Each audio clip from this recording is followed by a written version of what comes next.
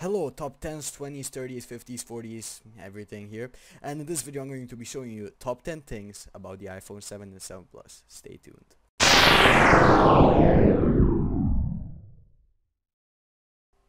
Number 10.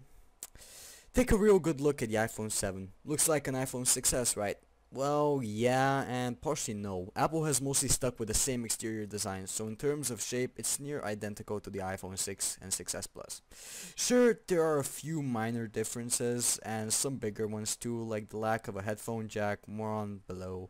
The two quite unsightly plastic channels on the back of the phone are gone, but the general look is still very much the same.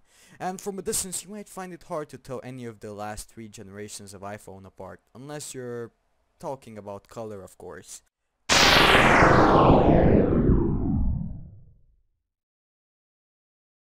Number 9. The headphone jack hits the road. We said it would happen. You were all pissed about it. Apple didn't give a fuck anyway. The iPhone 7 does not have a 3.5mm headphone jack. That's a big deal. And it's likely to upset a fair amount of people, even if Apple was thoughtful enough to give us Lightning to 3.5mm adapter, but you don't want to lug that around with you everywhere. Like, do you? It's just better to pick up some Bluetooth buds or buy a new set of lightning cable headphones, which Apple luckily has a pair of its own. But the AirPods are wireless, so that'll rock for 5 hours on a single charge, but it looks like a pair of rabbit ears, so better just get the lightning cable headphones. And then the obvious question is, why did they remove the headphone jack at all? Well, apparently it's not good for keeping water out, and it does affect the thickness quite a bit.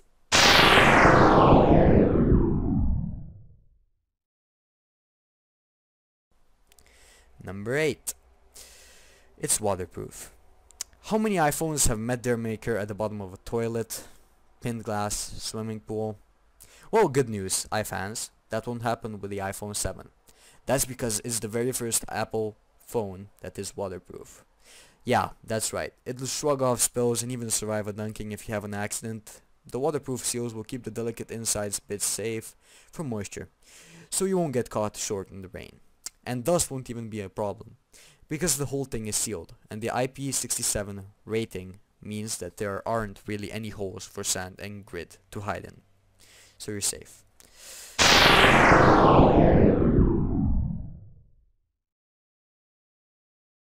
Number 7. The camera kicks things up a notch. Just like last year, there are still a few differences between the iPhone 7 and its bigger brother, but there are still a few upgrades you want to keep an eye on. First up, there's optical image stabilization. It was only on the iPhone 6s before, but now it's on the mainstream model too, and it's still rocking a 12 megapixel sensor, but it's 60% faster now and with 30% more energy efficiency. No more drained battery life if you're a bit of a hard user. And the lens has a wider f1.8 aperture now, which lets in a lot more light than last year's model.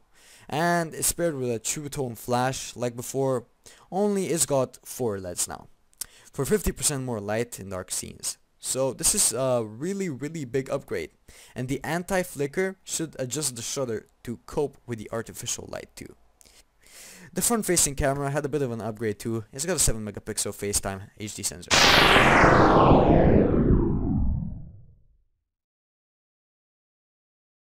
Number 6. The iPhone 7 Plus gets its zoom on. On top of the regular 12 megapixel lens, the iPhone 7 Plus has a second 56mm telephoto lens, compared to the standard 28mm lens. This lets Apple work wonders with zoom. There's still a new button that appears in the camera app. 1 times, press this and you are going to enjoy 2 times lossless zoom, thanks to that second telephoto lens. However, you can drag this button up all the way to 10 times zoom without any apparent loss in quality. And pretty much Apple kept quiet on the actual details, but it did confirm that this new advanced zooming is possible as a result of mixture between both lenses and some clever software. If it delivers, this could very well be the best smartphone camera that has been ever made. So, we are very excited. Oh, and one more thing, the iPhone 7 Plus makes use of both lenses and some clever software tricks to power a new portrait mode. This means it automatically detects a person's face, blurring the background via software, giving a reasonably convincing DSLR-like bokeh effect.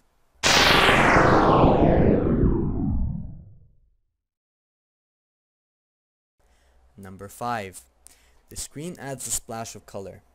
Now Apple's borrowed some screen tech from the iPad Pro 9.7, giving the iPhone 7 a more natural looking display.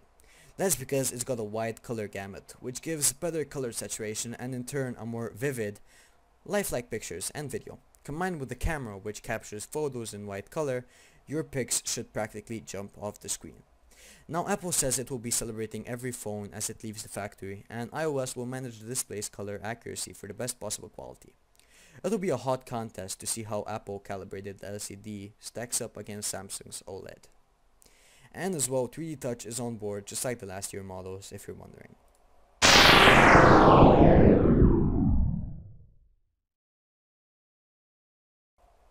Number 4.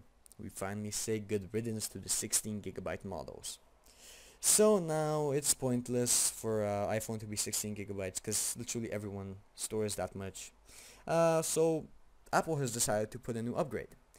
The base model is now 32GB with options for 128GB and a new 256GB model. And yeah, 256GB is a lot for a phone. It's literally more storage than most Apple laptops. In fact, so props to the company for catering to power users such as myself.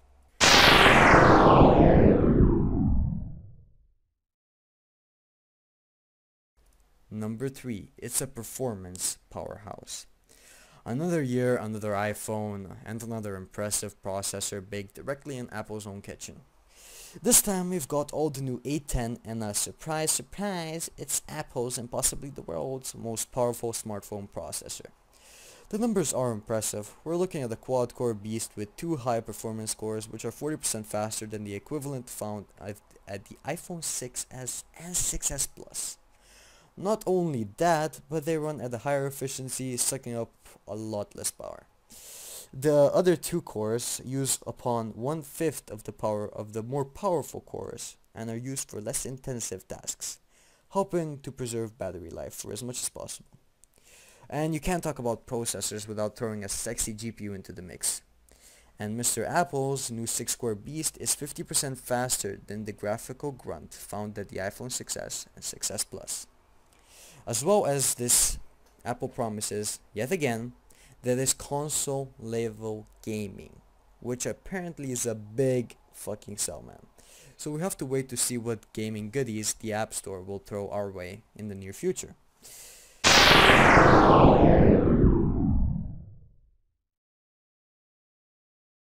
Number 2, it's had a battery boost. Now Apple really never reveals the exact size of its iPhone batteries, and this year it's pretty much nothing different. Unsurprisingly though, we were promised the best iPhone battery life ever. This is in quotes. This is of course rather vague, but a figure of 2 hours longer than the 6s and 6s Plus was mentioned. Now we are definitely going to have to wait for our full review to see if Apple is selling us this true picture. But with more efficient processors, we wouldn't be surprised if this claim will come true. That's what we hope at least.